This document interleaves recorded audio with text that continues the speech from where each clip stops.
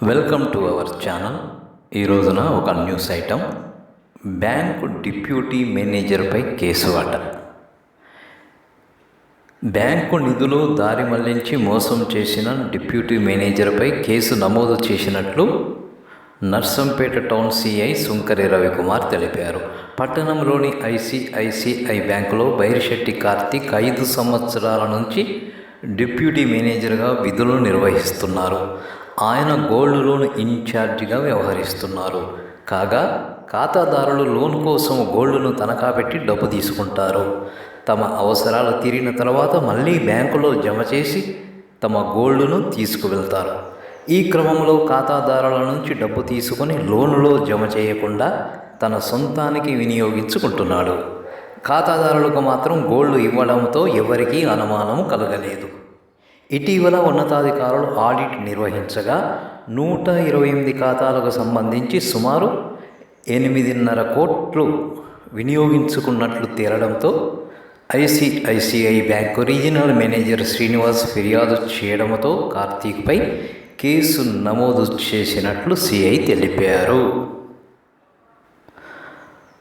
మామూలుగా చూడండి, బ్యాంకింగ్లో సిస్టమ్స్ ప్రొసీజర్స్ ఎలా ఉంటాయంటే, ఈ విధమైన గోల్డ్ లోన్స్ ఇస్తున్నప్పుడు ఆ గోల్డ్ ప్యాకెట్స్ డబుల్ లాక్లో లోపల పెడుతున్నప్పుడు కానీ, వాటిని రిలీజ్ చేస్తున్నప్పుడు కానీ, బయటకు తీస్తున్నప్పుడు కానీ 2 key holders they should operate. 2 key హోల్డర్ల అజమాయిషిలో అది జరగాల్సి ఉంటుంది. అంతేగాని ఒకే కీ హోల్డర్ వాటిని లోపల పెట్టడం బయటకు తీయడం అనేది సామాన్యంగా ఉండదు. మరి అలాంటప్పుడు ఇక్కడ డిప్యూటీ మేనేజర్ ఈ విధంగా చేస్తూ ఉన్నాడు అంటే, ఇక్కడ డిప్యూటీ మేనేజర్ గోల్డ్ ఇన్ఛార్జిగా, ఆ లోన్ ఇన్ఛార్జిగా ఉంటున్నాడు అంటే, మరి కనీసం ఆ యొక్క లోన్ ప్యాకెట్స్ బయటకు తీస్తున్నప్పుడు మరి ఇక్కడ కనుక 2 కీ హోల్డర్స్, డిప్యూటీ మేనేజర్ అంటే మేనేజర్ కూడా ఉండే ఉంటారు, మరి వారిద్దరూ కలిసి ఆపరేట్ చేస్తే ఈ యొక్క ఫ్రాడ్ జరిగేది కాదు. It is avoidable. సామాన్యంగా గోల్డ్ లోన్ రిపే చేసినప్పుడు మరి ఆ యొక్క లయబిలిటీ తాలూకా అమౌంట్ రిసీవ్ చేసుకుంటారు, గోల్డ్ని రిలీజ్ చేస్తారు. మరి ఇక్కడ వారు క్యాష్ కౌంటర్లో క్యాష్ కట్టకుండా మరి డిప్యూటీ మేనేజరే క్యాష్ తీసుకుంటున్నాడా, తీసుకొని తానే రిసిప్ట్ ఇస్తున్నాడా, ఆ కౌంటర్ ఫైల్ ఇస్తున్నాడా, ఏదో ఒక స్టాంప్ వేసి సంతకం చేసి, ఇక కస్టమర్స్కి అయితే వారికి ఆ రిసిప్ట్ తోటి నిమిత్తమే లేదు, మనకి గోల్డ్ దొరికిందా లేదా, ఇదే వారికి ఇంపార్టెంట్. సో గోల్డ్ దొరికిన తర్వాత వారు ఆ యొక్క రిసిప్ట్ను కూడా మరి వారి దగ్గర ఉంచుకునే అవకాశం, భద్రపరచుకునే అవకాశం చాలా తక్కువ ఉంటుంది. సో ఇప్పుడు ఈ యొక్క ఆడిట్లో బయటపడ్డ తర్వాత ఒకవేళ ఆ లోన్స్ అవుట్ స్టాండింగ్ అని చూపిస్తున్నప్పటికీ కూడా ఇక్కడ కస్టమర్స్ బాధ్యత ఏమీ ఉండదు. సో ఇక్కడ ఈ యొక్క డిప్యూటీ మేనేజర్ది పూర్తి బాధ్యత, అతని దగ్గరే they have to collect. Gold packets release చేస్తున్నప్పుడు, డబల్ లాక్లో నుంచి బయటకు తీస్తున్నప్పుడు 2 కీ హోల్డర్స్ ఆపరేట్ చేయవలసి ఉంటుంది కదా.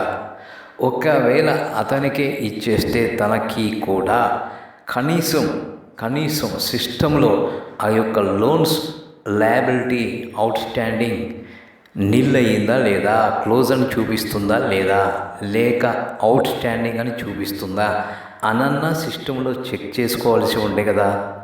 ఇన్ఛార్జ్ ఎవరైతే ఉంటారో వారు అలా చెక్ చేసుకున్నప్పుడు ఏ రోజుకు ఆ రోజే బయటపడుతుంది కదా.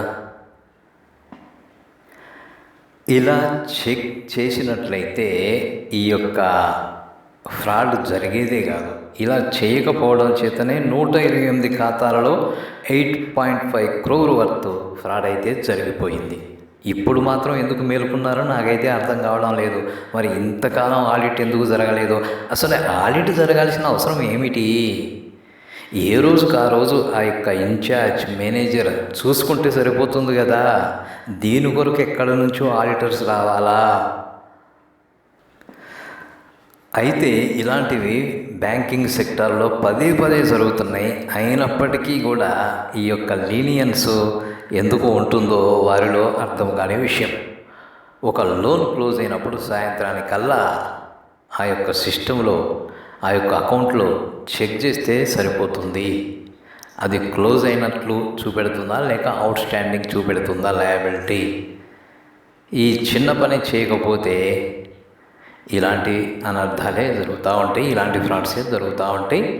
సో ఇవన్నీ లైట్ డౌన్ నామ్స్ ప్రకారం పని చేయకపోవడం వల్ల జరుగుతుంది తప్పించి మరేమీ కాదు. అంటే దీస్ ఆర్ అవాయిడబుల్.